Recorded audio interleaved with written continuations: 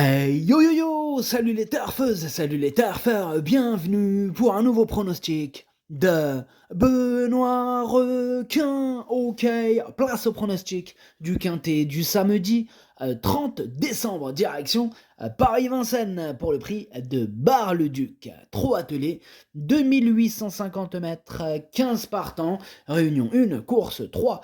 Il y a un rendement de distance de 25 mètres à partir du numéro 9 et indice de confiance 3 sur 5. Petit retour sur le quintet du jeudi 28 décembre. Dans mon pronostic, je vous ai donné le tiercé en 4 chevaux et le quintet en 8. Et cette vidéo, je la tourne avant l'arrivée du quintet de ce vendredi. Je reviendrai dessus demain.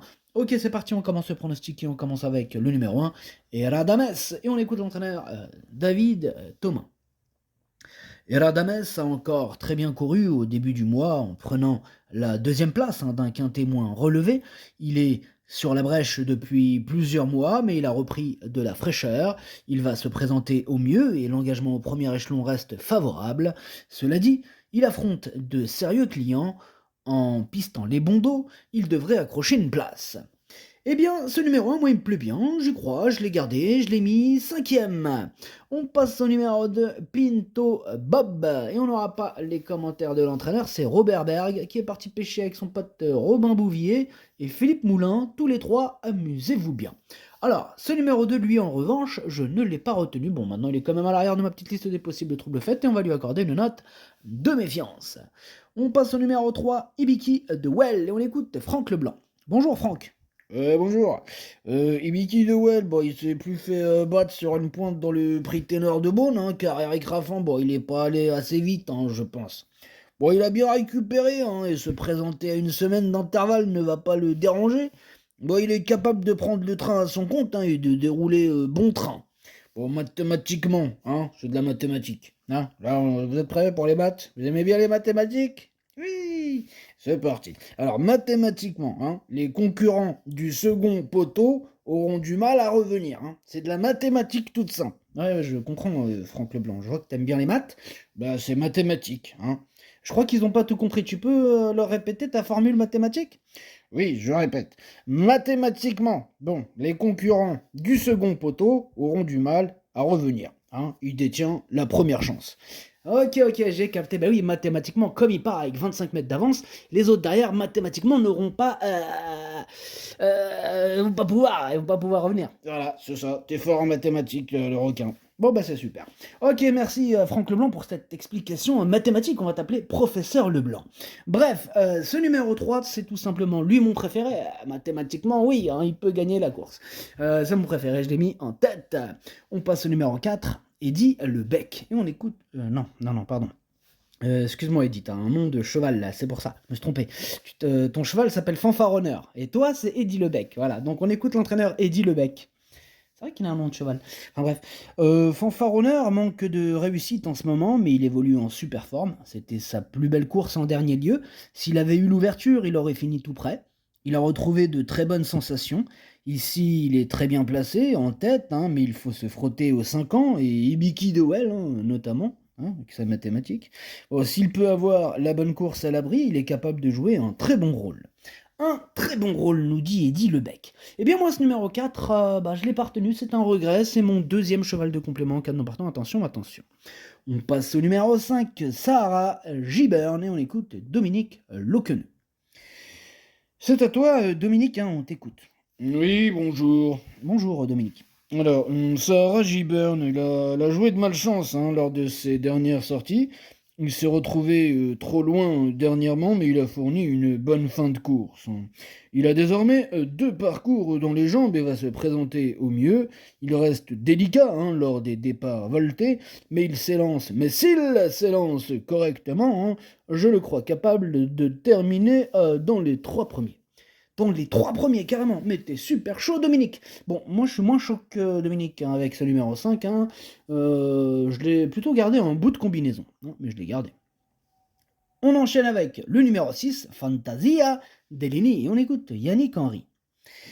Fantasia Delini n'a pas confirmé dernièrement sa 3e place du mois dernier. Elle a bien travaillé et l'engagement au premier échelon est bon, mais le lot est très bien composé.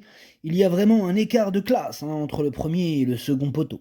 Je la présente principalement en attendant des courses plus faciles, mais elle n'est pas hors d'affaire pour les petites places. Ouais, tu trouves ça, toi? Bah, moi aussi, je suis plutôt d'accord avec Yannick, elle est pas hors d'affaire, c'est pas une totale impossibilité, ce numéro 6. J'ai pas pu le retenir, bon, parce qu'il a fallu faire un choix, mais c'est comme lui, mon gros regret, c'est lui, ce numéro 6, mon gros regret, mon cheval de complément en cas de non partant. Attention, bah, c'est lui, c'est ce numéro 6. On passe au numéro 7, Floréal, et on écoute personne, on n'aura pas les commentaires de l'entraîneur, c'est Robin Bouvier, comme on l'a dit tout à l'heure, il est parti pêcher avec ses potes, amuse-toi bien. Ce numéro 7, lui par contre je l'ai retenu, mais je l'ai mis 6ème, pour être exact. On passe au numéro 8, Iceland Falls, et on écoute Frédéric Wallin. Bonjour Frédéric. Un bonjour, yeah. Un Iceland Falls, yeah, elle a réalisé de bonnes valeurs, yeah, tout au long de la saison. Son objectif reste le prix Alan Johnson, yeah, fin janvier. Yeah. Alors ici, se présentera en bonne forme. Yeah, en bonne forme, mais elle peut manquer d'une vraie course. Elle peut manquer, yeah, c'est dommage. Elle est à Grosbois depuis début décembre. L'engagement est idéal. J'attends de la voir à l'arrivée. Ok, merci Frédéric. Alors, moi, ce numéro 8, je l'ai gardé, mais en toute fin de combinaison. On passe au numéro 9, Kennedy, et on écoute Hansen, Eric Bando. Kennedy avait besoin de courir pour son retour à la compétition. Il travaillait bien le matin, mais rien ne remplace la compétition. Il n'a pas un très bon programme dans l'immédiat, aussi je le présente ici à 25 mètres. Cette course lui sera nécessaire pour la suite de l'hiver, il fera de son mieux, mais à 25 mètres, cela s'annonce quand même difficile. Eh oui, ça s'annonce difficile à 25 mètres. En tout cas, moi, ce numéro 9, je ne l'ai pas retenu. On passe au numéro 10, Faradeco, et on écoute Alexis Garando. Faradeco, elle a fourni une très bonne fin de course dans le prix Jean Dumouche. Bon, auparavant, à Lyon, je suis arrivé trop vite dans le tournant et bam! Quoi, qu'est-ce qui s'est passé? Tu t'es pris le poteau? Non, non, et bam, elle a galopé. Ah ouais, ok. Donc ça va, c'est juste un galop. Tu m'as fait peur, là. J'ai cru ton histoire, ça allait mal se terminer. Bon, donc je disais, elle n'avait pu éviter la faute dans le prix de Bretagne suite à une gêne. Bon, sa forme ne fait aucun doute, mais elle est contrainte d'affronter de sérieux rivaux. Bon, comme le second poteau est bien composé, elle peut se faire ramener et accrocher une place, pourquoi pas. Et oui, pourquoi pas. Bon, en tout cas, moi, ce numéro 10, je l'ai pas retenu, mais il est en plein milieu de ma petite liste des possibles troubles faits. On passe au 11, Hip Hop Offer, on écoute Christian Bijon. Hip Hop Offer n'a pas raté son objectif dernier en remportant le prix Jean Dumouche.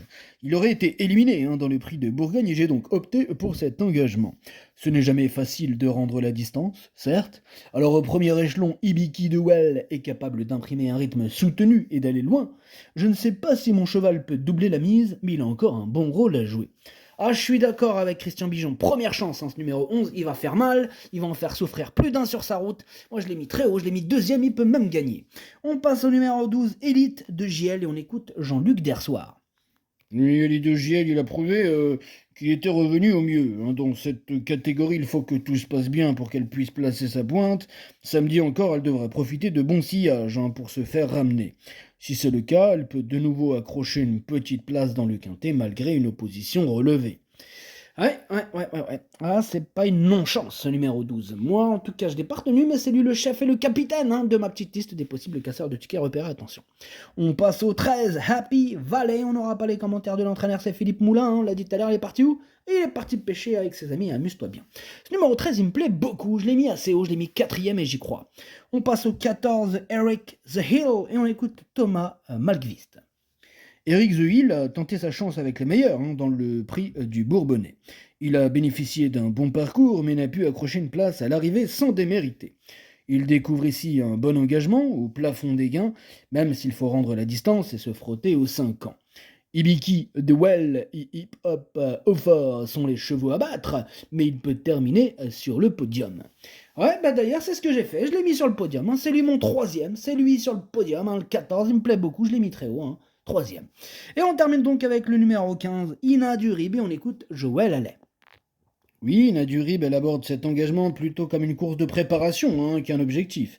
Elle est moins confirmée à l'attelage, même si elle a déjà dévoilé de bonnes capacités. Elle aurait été 5 semaines sans courir entre sa récente victoire de groupe 1 et le prix de Cornulier, alors j'ai préféré la laisser dans le rythme. Elle fera son possible à 25 mètres, on essaiera de venir sur les autres.